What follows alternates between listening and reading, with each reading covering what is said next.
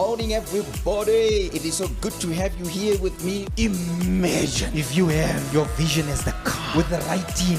Imagine how quick that vision will come into the picture. Something that was taking 5 years takes 3 months. This morning is all about the leadership and influence.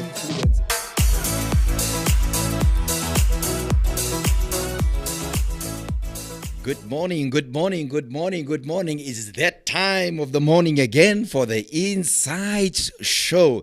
Today we've got a wonderful program here. We are starting with a whole month of a book review, and we will every time have a different author on the set here. And this morning I've got a wonderful person with me here. And before we get into the book, I would love to ask you please just to subscribe. And then I want you to hit that bell. Every time when we come online, you will know that we are online. Thank you so much for tuning in. Thank you for the faithful ones. It's always online with us. This morning is about leadership. I would love you, please, if you know of somebody that's in any form of leadership role. It doesn't matter if it's in their company. It doesn't matter if it's a church, an NPO, NGO. It doesn't matter what you do in your leadership role. Please, and if you know of our congregational members, just ask them, just forward the link and let them just watch with us, because they're going to learn such a lot on the show here this morning. The book that I'm doing as a book review here this morning is the book entitled Effective Leadership. And that is by Dr. Luc van Weren, and entitled a mentorship guide. So this is really a wonderful book. And now let me just look at this handsome guy here. The backup, the author is Luc van Weren. He's a life coach, a mentor, and a leadership trainer. He's the founder of Refuge City Church, a minister of the national and international influence, touching lives of thousands of people across the globe. And I can bear witness to that. Luc is married to a highly wonderful lady, and the union has been blessed with a daughter named Kelly. And also she's an attorney, she's also married to a guy by the name of Chad, and Chad is some chartered accountant there. Good morning there to all of them if they watch there. Luke prides the slogan, everyone has something to offer. This morning, good morning, Dr. Luc van Weren. Thank you so much for coming to the studio here, the Inside Studio, and thank you so much for granting us with your presence here. And congratulations on your book. What a wonderful book. And I know you for many moons, so must I say years or stars. Good morning. Would you like to greet the listeners there and the viewers?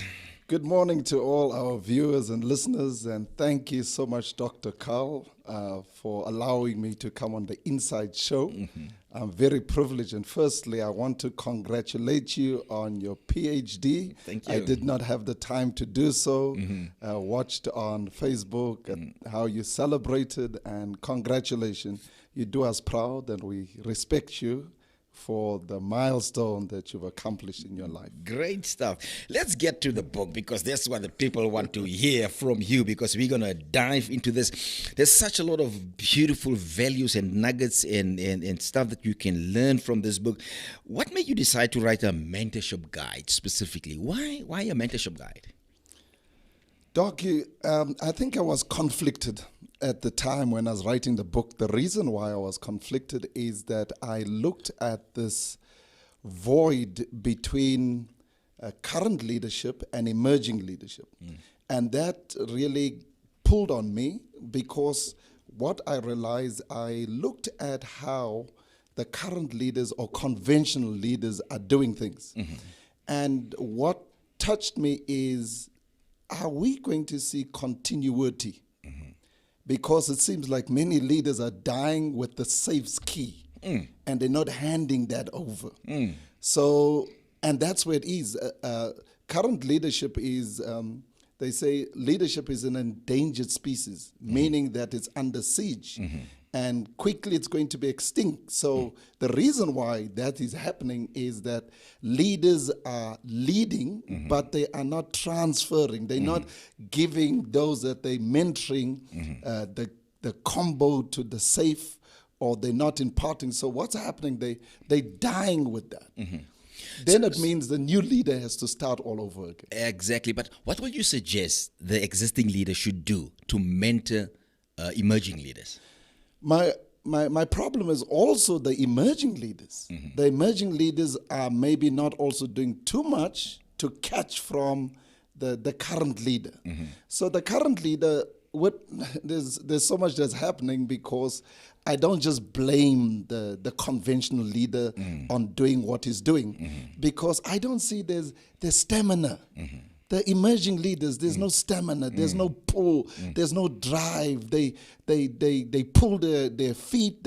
It seems like they don't want it. Okay, what will you say? What will you say to this question that the emerging leaders feels that the existing leaders don't create an opportunities for them, or in your words, they don't want to hand the keys to them?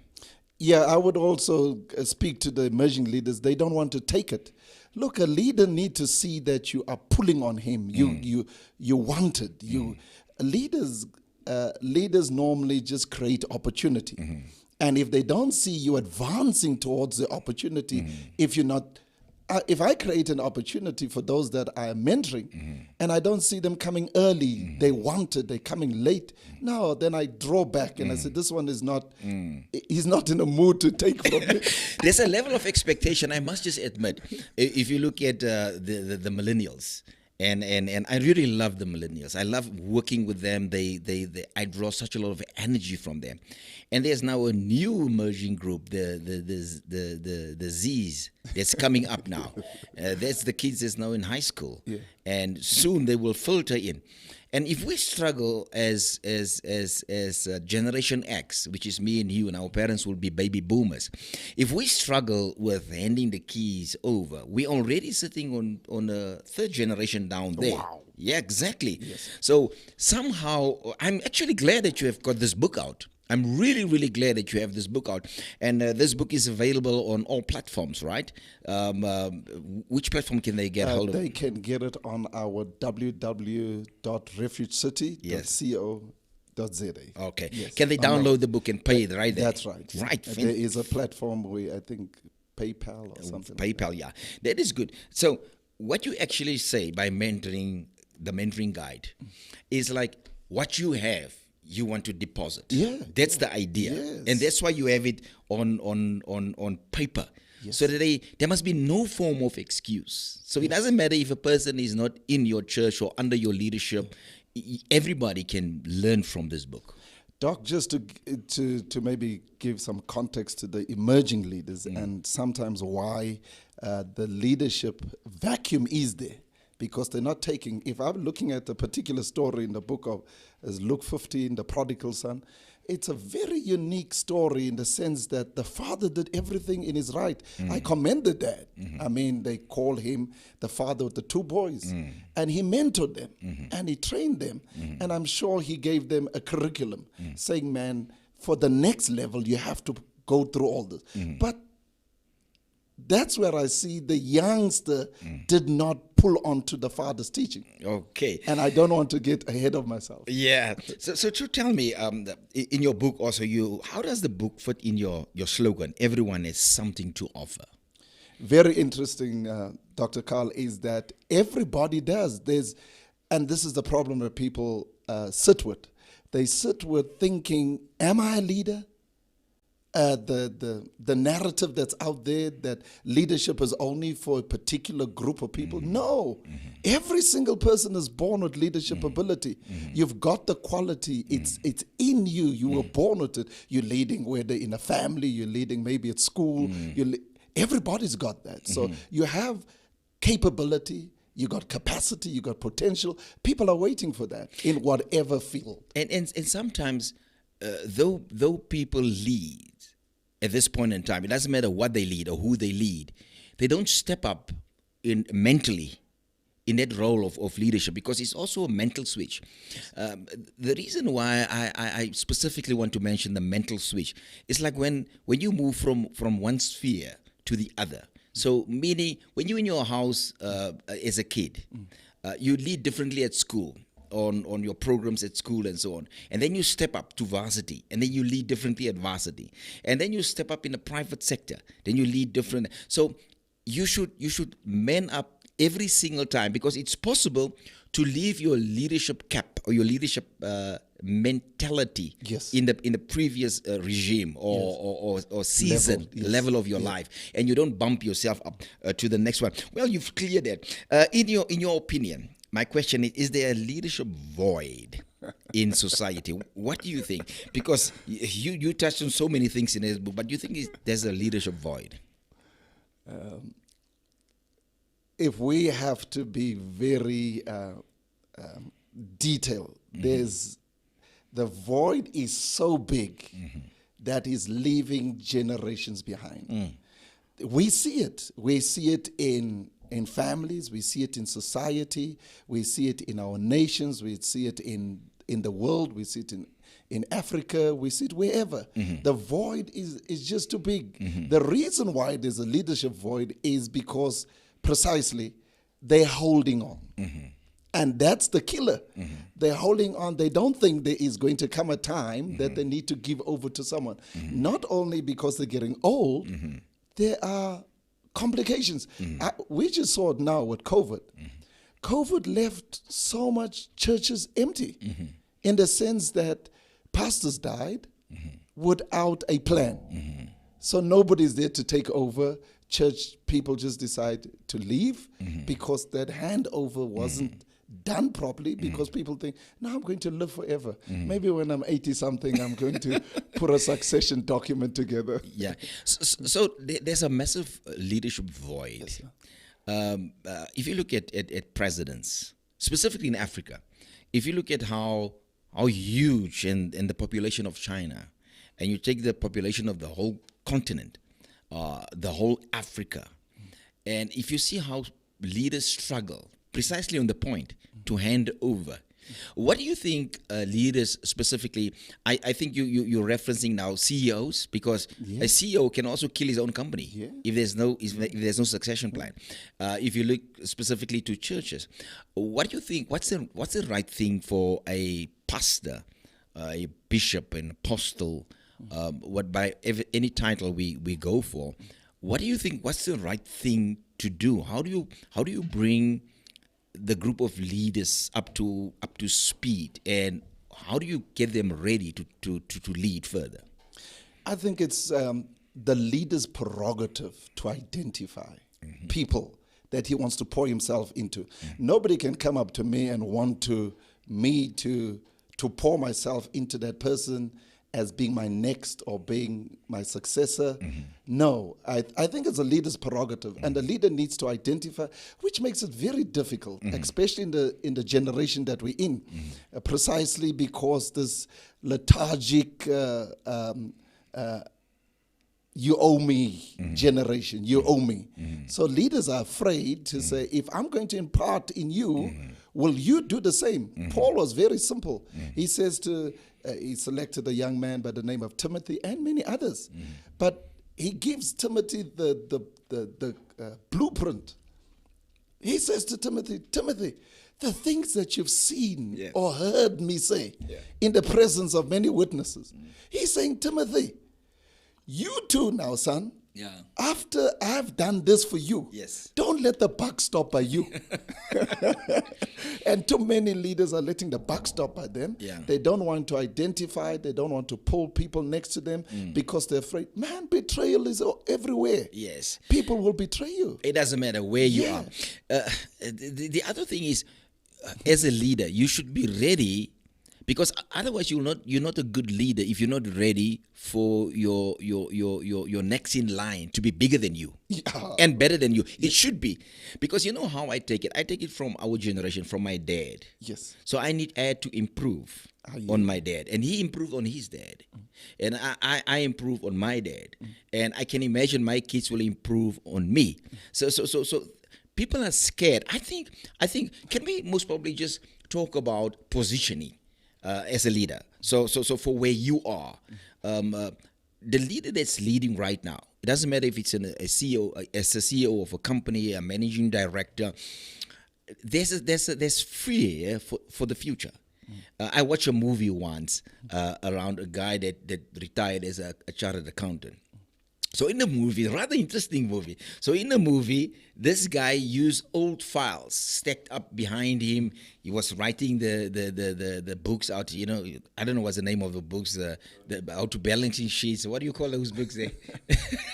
But he was writing everything out, you know, and balanced the books on a monthly basis. So and then he left, and his desk was a big brown desk and an old school chair. And then a younger guy took over from him, and he said, if you need anytime when you need me, let me know.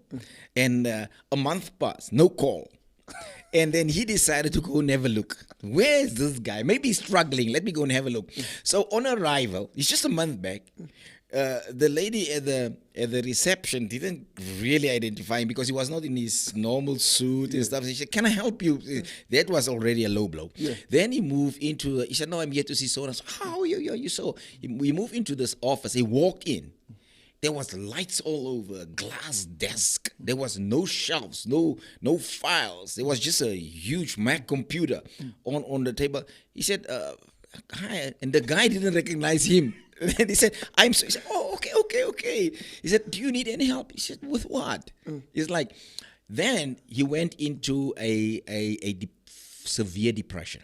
Wow. So what I'm saying, that guy went into what I'm saying, is it possible that leaders don't find their niche, and then when it's time for them to hand over, they want to hang on to something because there's nothing else to do. Because most people die when they retire. 1 month, 2 months, they're dead. Yeah. But I personally think, can you most probably just share a little about what do you think leaders should do to position themselves? They must evolve. I think they don't want to evolve. And they have to evolve with time. They have to evolve by, if I put it in present-day context, they must market themselves, remarket themselves. Because if you hold on to a certain position and you hold on to a certain job description without knowing that what's my future going to look like, they have to remodel themselves, evolve, and say, what do I want to do? Who am I? Whether they're going to see a coach that will be able to market them or put them together and say, what? Because I'm afraid of the future. So the coach will speak to him and say, man, this, I think you like this. Let's package you, put this together. And that's where people will start enjoying themselves. I was just telling my wife the other day, I said, I'm doing everything. I know the keys for this. I know how to pay water and light. I said, when are you going to learn? Because you're always asking me, which key fits where? I said, you have to learn. What if I'm not here one day? Yes. Then you don't know how to pay water and lights. You don't know which key works there. And that's, for me, it's like I have to evolve. I have to become someone else. I have to remodel myself, remarket myself. And I think that's where the pastors are at, Dr. Carl. Some only think church. Yes. They don't think outside of church. Exactly. And you know what? They should not. Yes. They should not just think church. And what I mean by that, there's some skill with them. Some of them have woodwork skills. And I'm not saying that they must go in a garage and build a bench. I'm saying they can own that company. Wow. That's what I'm saying. Because it's with them. It's their strength. It's what they like. It's what they like. In South Africa, there's just something about the physical side. People are negative. They think we just must have white collars, and they don't look at the. But you know what? If you travel worldwide, you see how people respect any career, and you can be so good in any form of career. And for the experience over the years with people, why not being a coach? You know, or coaching younger pastors or something like that. Well, I thought I'd just drop that in, you know. My next question around your book, is it possible to prematurely uproot yourself from your global position? Because you mentioned about your global position. Is it possible to uproot yourself too early? But most probably first explain in your book what you mean by a global position. Every single person has this viewpoint of getting somewhere in life. So what happens is that God places within you destiny. Everybody's got destiny. And you have to reverse to find yourself. Where am I going to start? this position that has been given to me evolving to where I'm going to go to. God has maybe placed you in this position, as we're saying, either as a pastor or whatever. And that's, I'm talking about as a global position. That's where you're going to evolve into for your destiny. And then suddenly, because they are friends with someone that is achieving in life, then they want to, oh no, I've decided now I want to become a pilot. Or I want to become a chef because this person is doing well. So what they do, they see the grass is greener on the other side. And because they think that person is functioning so well, I'm uprooting myself. I want to go into that arena, which they were never called for. God has never designed them to be that. He has never placed them to be that, because everybody's got a unique placement. And they do that, Dr. Carl. They do uproot themselves because of the current challenges. I also want to be on that platform. I also want to be exposed. Why is Luke teaching? Why is Luke doing this? Why can't I do it? No, maybe you're not being called to do that, or you're not trained to that. And that's what I'm saying. That's your global position. And people prematurely uproot themselves because God has placed them. Similarly, you're looking at the issue between Esau and Jacob. Esau was number one. But because of a tentative inconvenience at the time, tentative inconvenience, he's hungry. God's supposed to be the God of what? Abram, Isaac, and Esau. But because he prematurely, for a tentative inconvenience, replaced himself. And what happened? The placement is there. Jacob only got into the placement. He stepped out. The blessing is earmarked for the placement. But when he prematurely stepped out of the placement, the blessing fell on someone else. Yeah. Just on that placement situation about the global placement, sometimes God placed somebody in a specific church, a local church. I hear you. And the anointing of God is on that person. No doubt. Yes, no doubt. I see a few of our youngsters here, by any call, they are called to pastor. No doubt. And I'm ready to plant them. Yes, sir. But sometimes they don't allow the process. And they uproot themselves prematurely. Wow. So meaning, for where I stand, you can see. It's like when you train somebody, it could be on anything. It could be on software. And a person doesn't even know every icon and doesn't know where to go onto the software. And a person walked away and tried to go do the software. And the person then up and down to the trainer and back, because the person was not prepared to go full cycle, to go through the process. So then you see some of the youngsters launching out. Yes. There's a true call on them. But what happens sometimes, if you place the call early on them, they interpret the call as go now. It doesn't mean, it's like when I identify the call on you, it doesn't mean that you should go now. Yes, sir. There's a process. The next question is, what should I do? What's the process? Where must I go to? And what's my lineup here? Now I feel a lot of younger men and women takes longer to reach their ultimate goal based on early uproot. The influence is immense, especially now with social media, with all these platforms that they think people are on. This one, I was in church with that one at that pastor's church. Look, this one's got a church. This one is already, what's my pastor doing about me? And I know he's earmarked me, but that's where people, that's where they go wrong. The process, everything has process.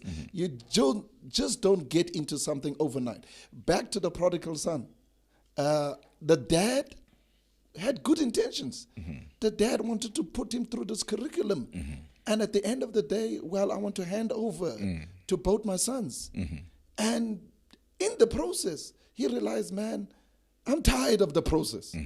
I know I want this. I see my friends are doing it out there. He did not pass financial 101. And that was part of the curriculum. Excuse me. I think what we should do, we should bring a younger pastor on the set here so that he challenges us a little. He might have another view. He might just say, yeah, that's what you say, but yeah, you guys don't want to hand over, and you guys hang on stuff, and you guys let us grow old in the benches. I think that is, but the truth is, what we really want to get to and what you really emphasizing in this book is make double sure that you are fully equipped, don't uproot too early, and make double sure you understand the process. So if I had to serve by you and you my pastor, and you earmarked me for something specific, I will bombard your office so many times. I will ask you, what's next?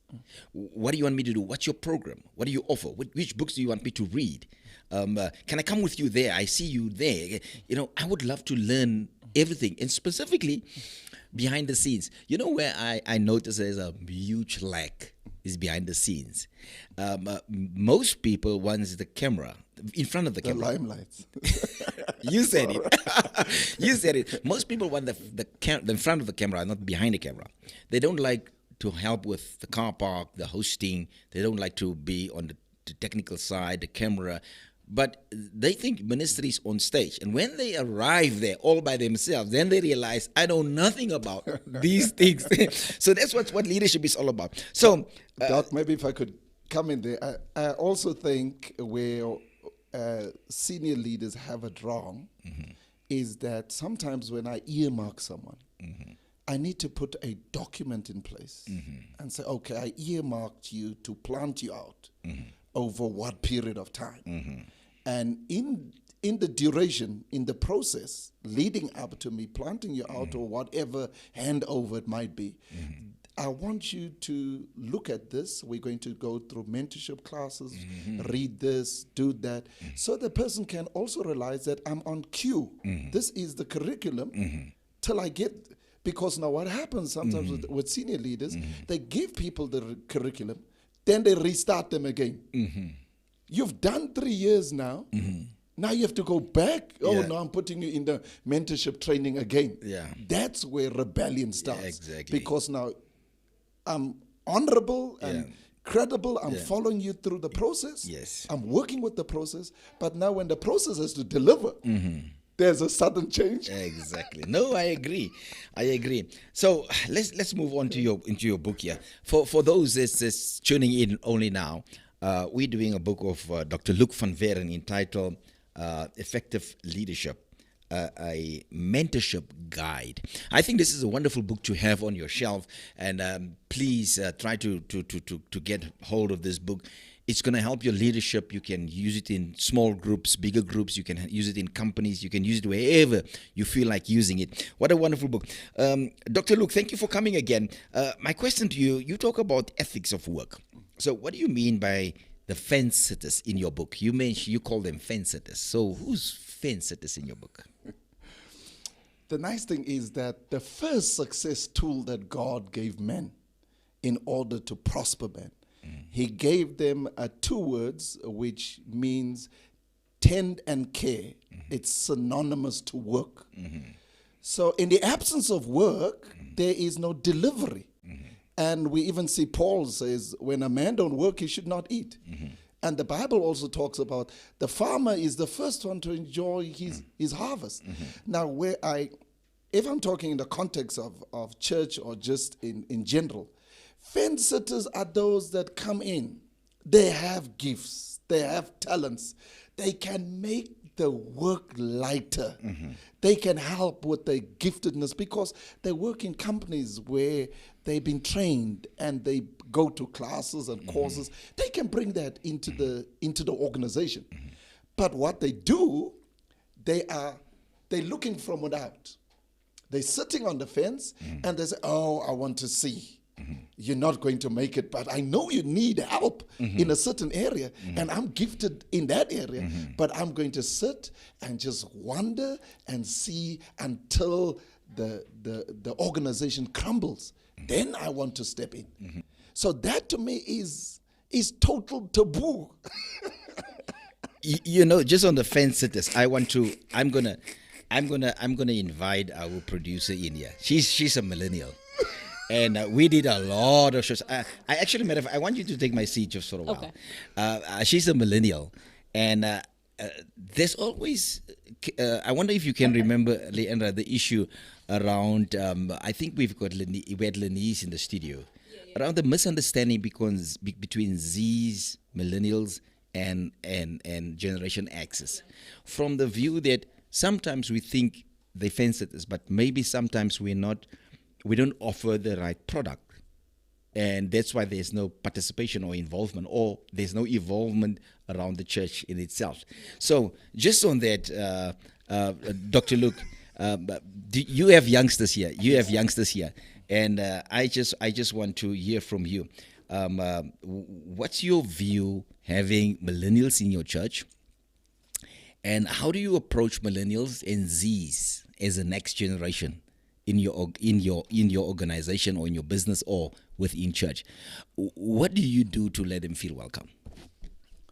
Doc, the other thing that is so important for me, and I think it's one of my strengths that I've been using in my organization or in ministry, is that if I can't offer you something, if my organization is unable to offer you, we have not reached that level where we can involve you, I would not be stuck with you. I can refer you to my friends in ministry, to other organizations, and that's what I get to do. I said, we have not reached that level yet, and unfortunately, you're going to be stagnant here with me. Yes. So why do I look at my own interest when I can rather empower you? So that's the platform that I come from. And we have them. I see them in church. I try, and unfortunately, I try and do it the conventional way. And the conventional way frustrates them. Yes. We still try and do it the old school way. And the organization hasn't come to that point maybe to involve them. Why can't I send them somewhere? Yeah. So we had a show about the three generations. We all sat here in studio, and it was such a heated debate because I can't believe this generation feels like the older generation is not including them. It's like when you opened up, you were talking about handing over the key, and a lot of the times the younger generation feels like there's not enough liberty to do that. But you also mentioned something so important. You guys were speaking about the limelight, and what we normally find among the young generation is because of the increase in social media, they're used to being in front of the camera. Okay. But leadership is not always about being in front of the camera. So what would your advice be then? Because like you were saying, they feel stagnant, but maybe they feel stagnant because they feel like they need to serve in front of camera, they need to serve on stage. But I know growing up in church that's not what leadership is about. Like, I think that's 10% of leadership is being up there on the stage, but the rest of the 90% is working. So what would your advice then be to the younger generation who do want to then take over?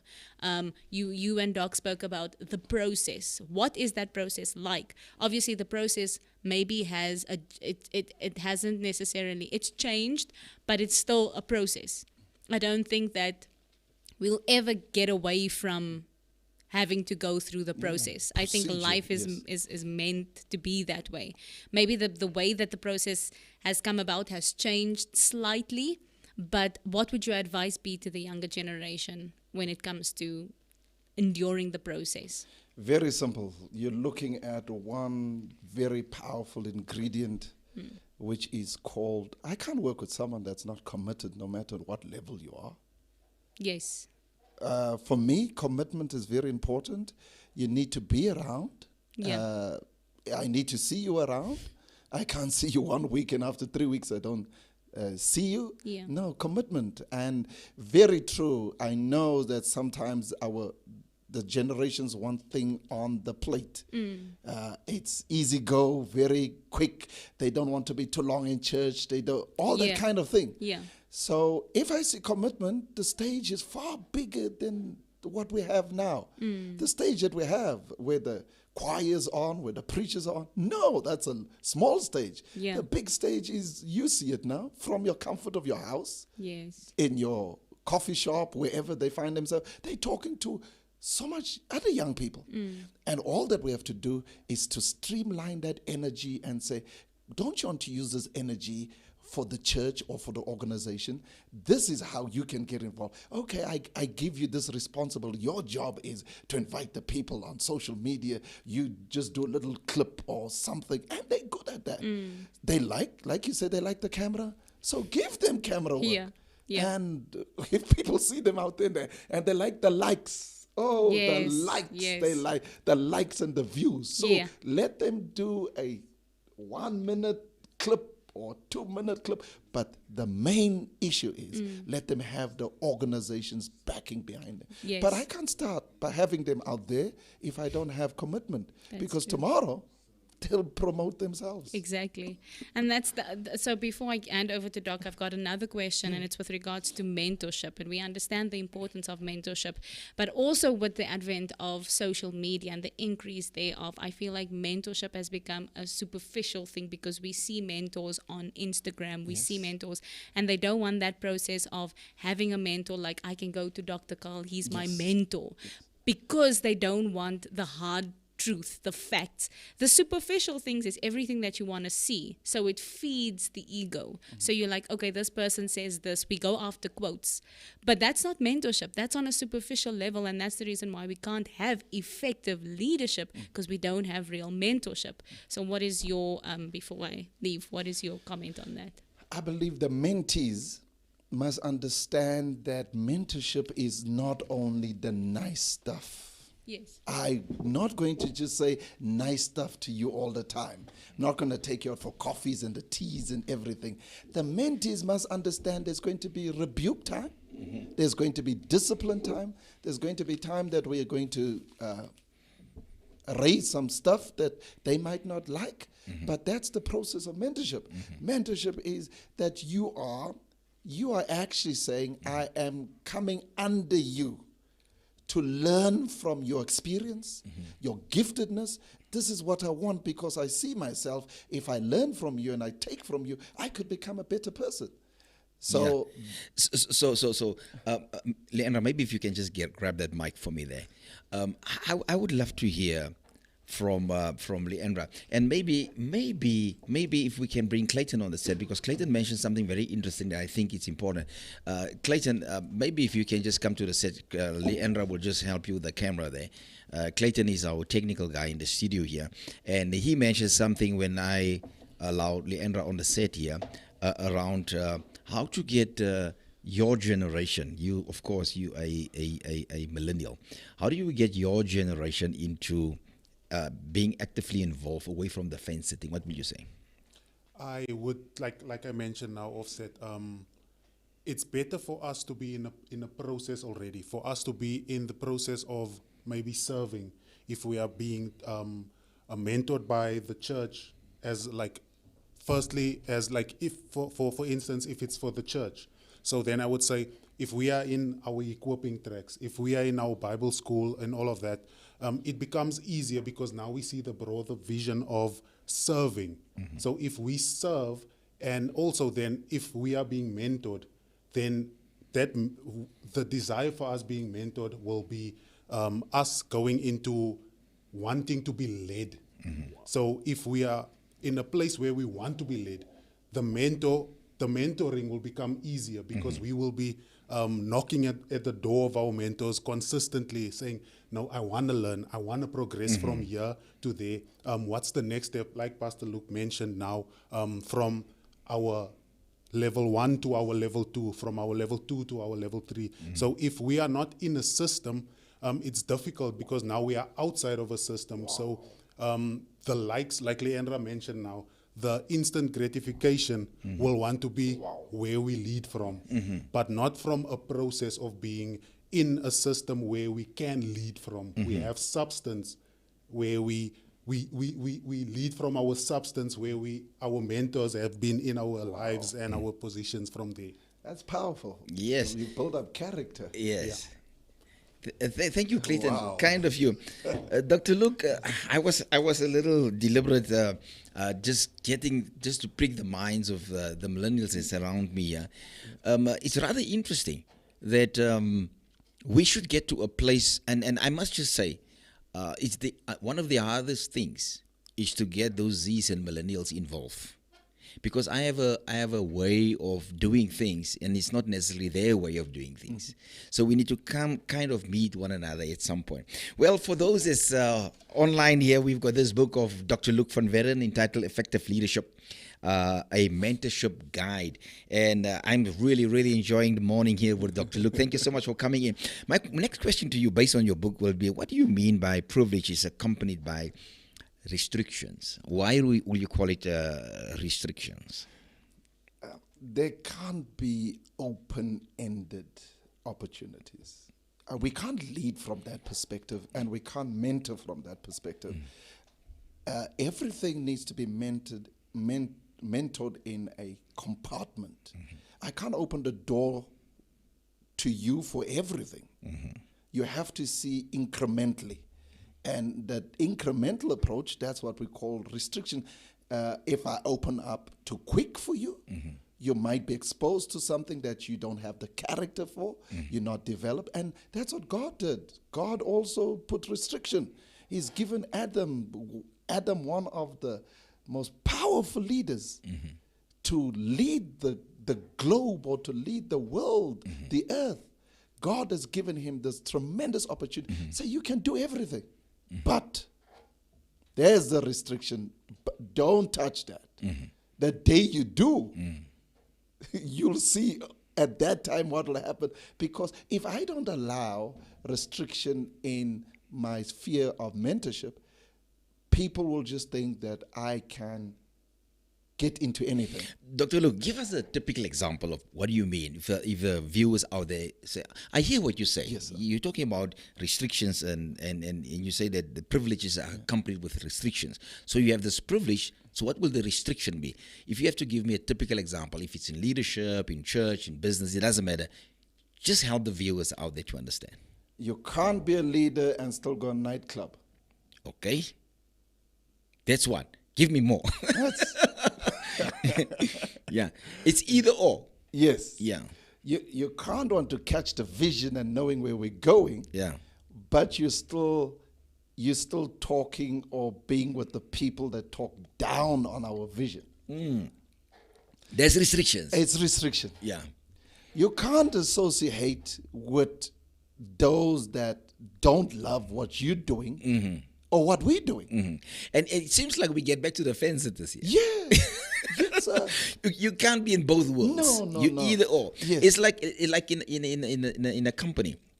You can't work for two banks. Yes. It's either conflict of interest. Conflict of interest. And it's the same with companies. It's the same with churches. It's the same with organizations. And based on that, restrictions. Yeah. And the nice thing is, when you try and move from one company, or maybe one bank to another bank, and you're going to go and do the same job, Yeah. they release you before time. You don't work your 1 month notice period. If they hear you where you're going, they give you carte blanche. We release you today or tomorrow, because the problem is you could take of their valuable intellectual properties, and you could use it against them with the other bank that you're going to. And I think that's what's happening.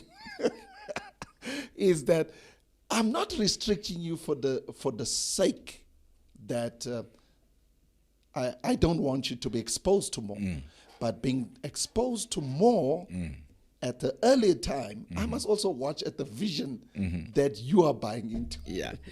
For those watching by YouTube, thank you so much again for spending time with us here. If you have any questions, Leandra, I was wondering if you can most probably just look at questions. Llewellyn say good morning, Dr. Khan, looking forward to the inside discussions. And then Sonia Foster also said good morning. She was just greeting there. Is there anyone? I see Pastor Eileen Pellman on the line. Good morning. We are honored to have you on the line. And then Adele is on the line. Hey, good morning to you there. And thank you so much. She said an interesting topic, and with the hands up there. If there's anyone who would love to raise a question to the author of the book here, Effective Leadership of Dr. Luc van Weren, a mentorship guide. Rather interesting. Dr. Luc, can you talk a little about conspiracy in leadership? Dr. Carl, I think you're opening up a can of worms now. It's a very painful experience for any leader or for any person to go through. Conspiracy does not sit light. Conspiracy, very painful experience. Any person, more so leaders, can speak about this. The conspirator or the conspirators, these are the schemers. They privately concoct or plot illegal activities that is for the demise of the leader. And they can do it in various forms, Dr. Carl, various forms. These people come under the guise of I love you. They come under the guise, I honor you. These are the same people that will bring you gifts. These are the same people that will speak highly about you. Dr. Carl, they'll go on the stage. They'll affirm your leadership. They'll affirm who you are. My father, my this, my that. In the meantime, the conspirator or the conspirators, they meet secretly in cliques, in clubs, at coffee dates, at home parties. Sometimes what I realized in my short time, not as long as you pastoring, but in my short time, and our church is not as big as your ministry. In my very short time, I observe who talks to who and how many times do you talk. After church, it's always this group. You always together. These two people are together. At one time, very shocking to me, very shocking to me. I looked at church. I said, excuse me, these two people are talking. They don't know each other. And this one's got an issue. This one's got an issue. Now they are friends. In the meantime, they come together for a united front. And they got one agenda. We are going to bring the ministry down, or we're going to bring the leader down, and they do it in various ways. Some of it that I can just explain, you look at Absalom, his own father. The Bible says that Absalom for a period of time would stand at the city gate and he will greet the people. And when they try and use the protocols that the royals do deserve, man, don't do that, man. Why are you bowing to me? We're on equal levels. So the Bible was saying, for a long time he's standing at the city gate, but he's got an agenda. His agenda is not what he's doing now. His agenda is to get a team around him because he knows where he's going. He wants the fall of his own father. And he did it for a long time. And he won the hearts of the people. So my question is, why do you think it was important for you to cover conspiracy in a mentoring book? What went through your mind when you were writing this book? Dr. Carl, what the conspirators don't know, they are the ones that come off the worst. So you actually want to warn people that's involved with this? Yeah. Now you need to talk to me. I need to know. So what will happen and what's the possibilities around that? Very interesting. Here is Aaron and Miriam. They are part of a leadership team that Moses, their brother, has installed. And on that leadership team, there's sub-leaders, 250 other leaders that are there. We make mention of them there in the book of Numbers. They have this egotistic notion about them that why aren't we getting the same benefits as him, Moses? They talk in a derogatory way about their leader. They conspire together. Abimelech, they all there. Dathan, Abimelech. So they conspire and they are being put in leadership because of a man. They acquire those positions, not that God put them there. A man put them there. God put the man. It's the man's prerogative who is he going to put into different leadership capacity. So they were appointed by him. Yeah. Now those that were appointed by him is now deciding we are bigger than the one that appointed us. Man. Why don't we have the same privileges? So they go now to their downline. And that's where the conspirators go wrong. They go to their downline. They are forming this fan club. This fan club now they think it's in the majority. No, God has a covenant relationship with who he appointed. And just to cut the story short, they ended up, the Bible says, that the earth opened. They went down. Their families went down. Their possession went down. Everything that they owned. The earth opens in front of them. They go to hell alive. Just because of conspiracy. And the ones that form part of this conspiracy, you will also bear the brunt of it. Because you are an accomplice to something that's not godly. God hates conspiracy. Pastor Eileen Pelman said, powerful, Dr. Luke. There's a question from Kenda Semi. She's watching. She's asking, what are the things to look out for in mentoring?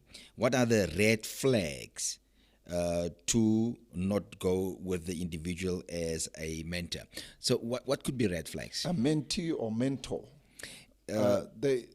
She's speaking from a mentee position with a mentor. Okay, so she most probably will define it because she's watching, but try to answer it. I'll do both ways. Okay. For me, a mentee can never be part of my mentorship if they come and reference someone else constantly. Oh, you should have done this that Dr. Carl is doing. You should have. I saw T.D. Jakes doing, but you're under my mentorship. You want from me, but you are bringing references. No, I call that illegal mentorship. And wow. So that's from a mentee's perspective. The mentee want to change the mentor. Yes. And unfortunately, that question can't be asked for the mentor because it's the mentor's prerogative who he wants to adopt. Yeah. You this conspiracy theories. I mean, these things are so rife, and it's not just in churches; it's in organizations as well. It's somebody's in a managerial job, and they really want that person out of their job. Yeah. They will conspire. Yeah, they will conspire, and they will gang up literally. Yes. And some people will do deliberate things to let that person look bad. Sometimes they function by themselves, not in a group. Don't underestimate them. Yeah, the power of one person. They do it. But so you thought it was really, really important to put it in here. Now that you mentioned it's like, oh my God. So when I went through your book, I was wondering, why are you putting conspiracy stuff here in your mentoring book? But I do understand the angle that you're coming from. My book is very easy. It has just two components. Yes. The first component is the leader. The end of my book is succession. Okay. In between is just the pitfalls that we need to watch for. Now on the conspiracy one, I would like to know. I want you to discuss familiarity. So within the context of the leader and the follower. So there's this familiarity issue. You mentioned that also in the book. I tell you, if you want training, get this book. If you want to train your leaders, this is a good manual to use in your Bible school. You can use it for leadership training. You can buy it as a gift to somebody. You can be a father and read this book and understand it because you lead a household. You could be a businessman, a pastor. You could be in a choir. You could be on the camera. Yes. You lead wherever you are. You lead like Clayton that was now in here. He leads a team that needs to with a roster that needs to show up on time because if the cameras don't roll, you can forget about it. Yes. But it's all about leadership. So tell me about familiarity from two views: the follower view and also the leader view. Thank you for also referencing my book and telling the viewers about that. But I tell them you can get the book, it's better to get the author. The author will put more value to it. Yeah. And in fact, I have broken down the book in PowerPoint presentations, beautiful PowerPoint presentations, and I think I've got over 30 of them talking through the book. Very well done. So. And I give them away at my training. Well, everybody, that was a marketing pause there from Dr. Luke himself, and I didn't do a good job. He said, "No, let me do it myself, man. Let me tell you how to do it." I'm pulling your leg, and you know that. Talk about familiarity. As we know, familiarity breeds contentment, disrespect. But Dr. Carl, it does not start there. Familiarity has a friend. Oh. Yeah, a friend. Oh. Yeah, before familiarity shows up, the friend shows up. Who's that friend? That friend is called proximity. Wow. Proximity is the opportunity that we allow people to become close to us. Proximity is extended by the leader. And sometimes, Dr. Carl, we extend proximity to wrong people. It does not mean the person is my associate pastor or the person is some director in the church that has a high portfolio.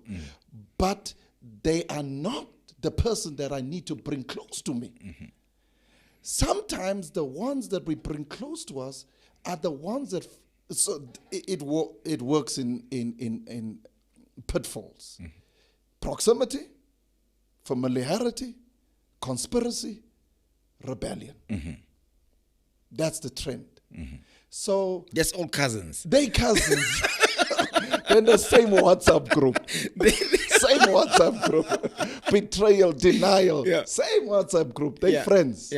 And they partner together. So proximity is what the leader extends, or any person can extend proximity and allow. But unmanaged proximity, that's where the problem comes in. Unmanaged proximity, and maybe I just give reference to this.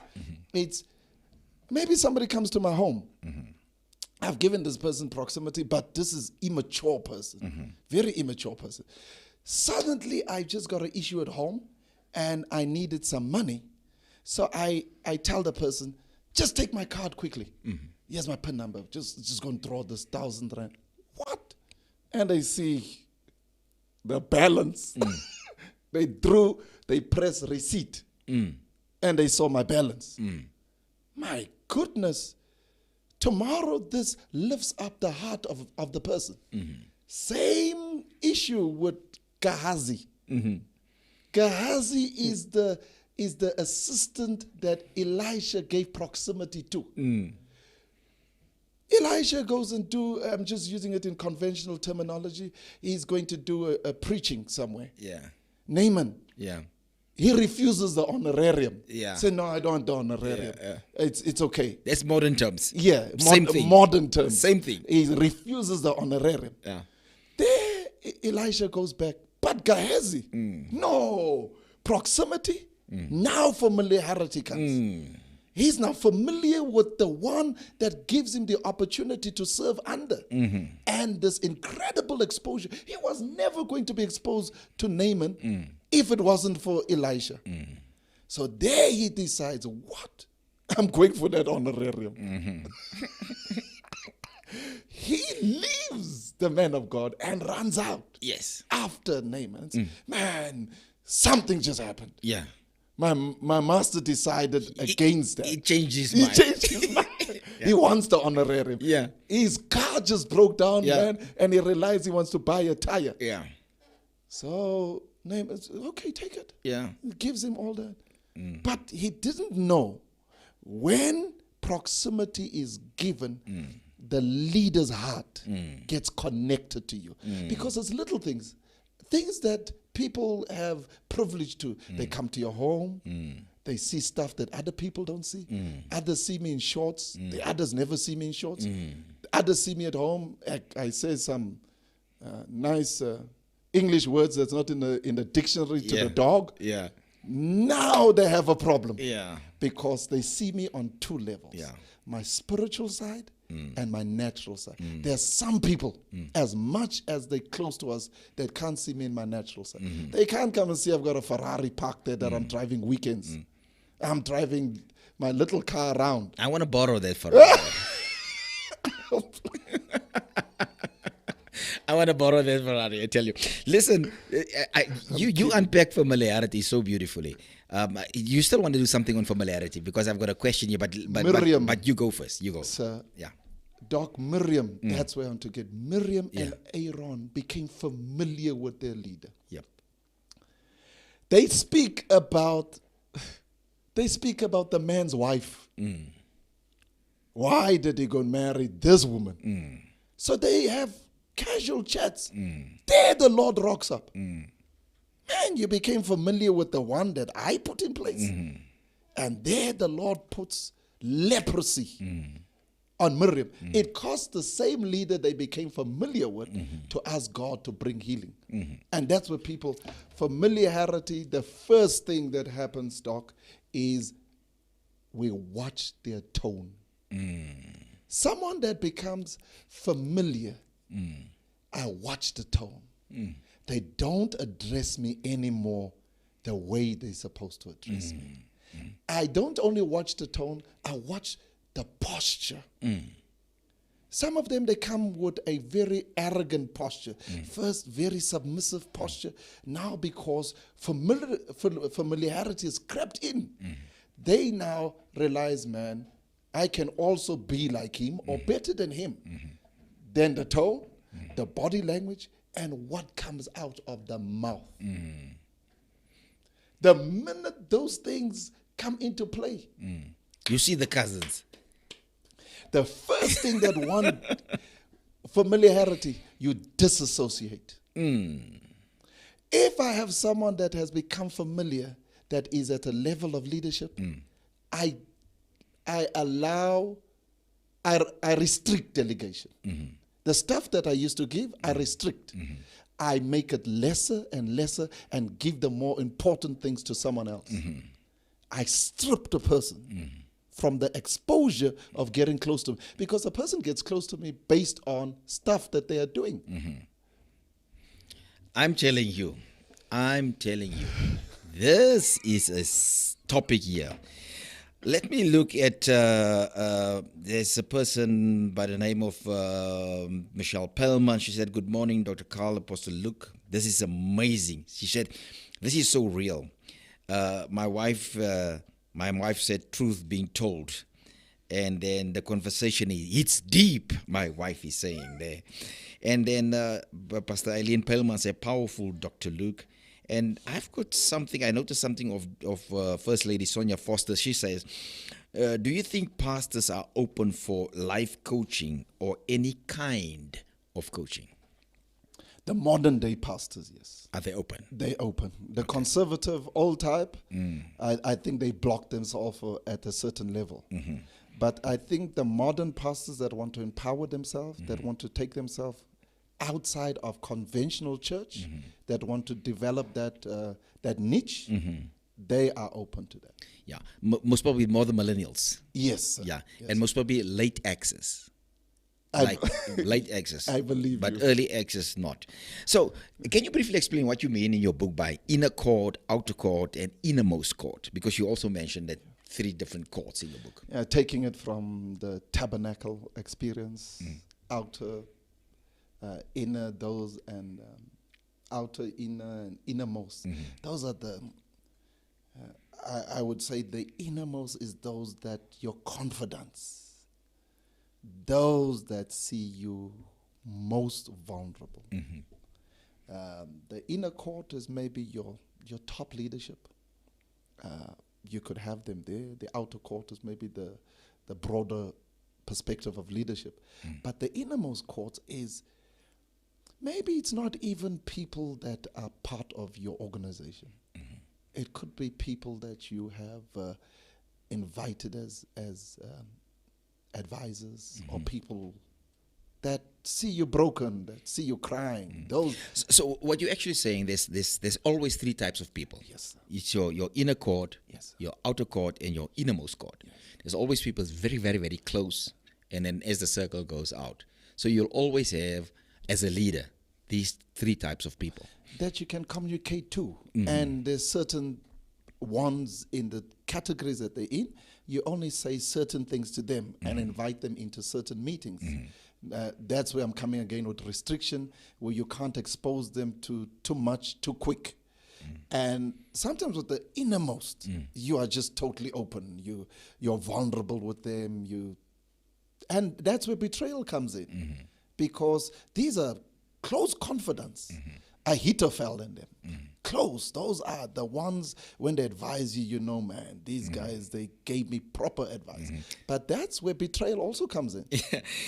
I must just say, Dr. Luke, you are very bold to discuss all these things, specifically around conspiracies and rebellion, the familiarity, all proximity, and all these things in people's lives. And there's a lot of people, they are really struggling with that. And come I tell you, you're really giving them a key. That's why this is called effective leadership.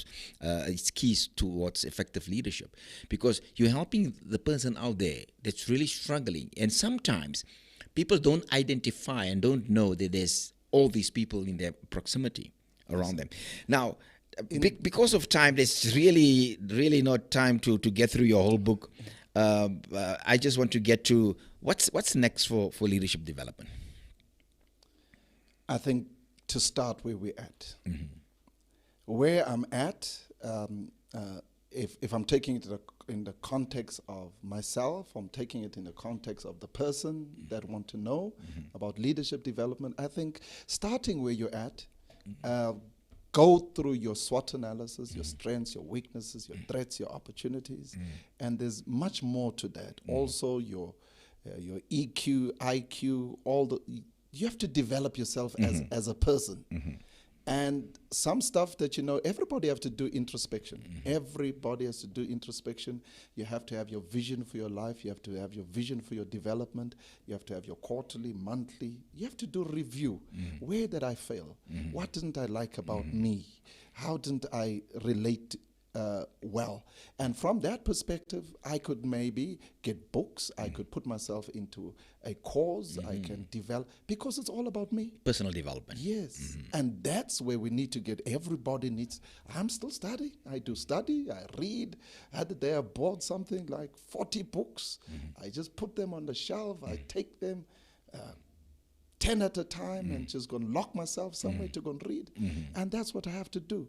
Because precisely the generation that's coming, and that's where the threat comes, they're going to overtake you in knowing more. And then pastors feel threatened or leaders feel threatened. I always mention to people that people ask me, so am I a leader? My line will be, wet your ankles. What I mean by that is, if you're an organization, a church, start somewhere. Start in a car park. Start hosting. Go to the iHub. Help with information. Ask to help with camera work, to technical stuff. You wet your ankles, and while you do that, you steer yourself gracefully through. And sometimes you find your true passion and your true call within it. How many people, like if you look at this preacher, his dad was a huge preacher. He's now running a church 10 times bigger than his dad's church in America, Joel Osteen. Joel Osteen was behind the cameras, and Joel Osteen was just there in the mixing rooms and doing adverts for his dad. He's running a church, but he wet his ankles. Dr. Luke, I need to run. But you know what? I cannot run without allowing my wife. My wife sent a question yet. When she speaks, I need to ask the honorable question. My wife asked, how do you trust again as a leader after betrayal? It's Pastor John, it's very painful. Before you answer, can I just connect this with another question of a paleman here? Can you touch on how people take offense when pastors bring corrections in those in training? So, if you can wrap it up with that two questions. Thank you so much, Pastor John. Really brought something in. It's very painful. Betrayal has a way of putting a scar on you. And that scar, you can't tattoo it away. It's there because it's in the inner recesses of your heart, and it's in your mind. We could trust again, not the same people. You pause there. Oh my God, you pause here. You could trust again, but not the same people. Not the same oh people. my Yeah. God. There are some people. Are you helping my wife? Bro? Not the same people. I was teaching for 3 weeks on burnout Yeah. at church. Yeah. And I said sometimes burnout gives us the opportunity to look for new friends, new people. Yeah. I can trust, but not the same people. Yes. But the ones that hurt me will not have the privilege that the others will be getting. What do you say? What do you say about the offense situation? People always take offense, and I believe that those are immature people. People that don't want to take correction, they are the Q. The excommunicate.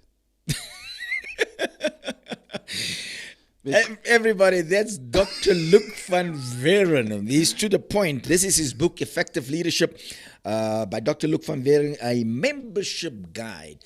Well, from my side, it's all for the Inside Show. It was so good having you online with me, and thank you again. Please do me a huge favor. Send this clip around, tag people on it, put it on your Facebook and on your platforms. Let people see and read and understand about the subject this morning. So important. I know it's important for all leadership, but it's so helpful. And do me a favor, please subscribe and then hit that bell. Every time when we come on, you will know that we are on the Inside Show. Well, from my side, Carl Hendricks, I'm greeting you and thank you so much. I love you. God loves you best, and you have a super Tuesday. Take care. All the best. Good morning, everybody. It is so good to have you here with me. Imagine if you have your vision as the car with the right team. Imagine how quick that vision will come into the footsteps. Something that was taking 5 years takes 3 months. This morning is all about the leadership and influence.